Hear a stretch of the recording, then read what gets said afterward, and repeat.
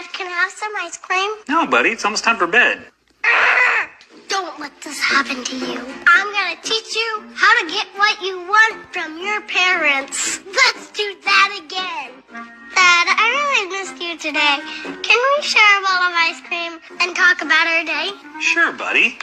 Yes. You gotta figure out what's important to your parents. For Dad, it's quality time. And for Mom, it's something else. Mom, can I play my video game? Honey, you already played your video game today. Let's do that again. Mama, can I do that for you so you can take a nap? That is so sweet of you. Yes, thank you, honey. Thank you. I love you. And when I'm done, I'll gladly play my video game. Just because it works for me doesn't mean it's gonna work for you.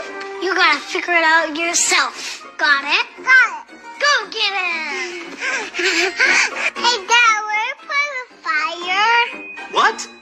Beginners. Dad, can I have some ice cream? No, buddy, it's almost time for bed. Don't let this happen to you.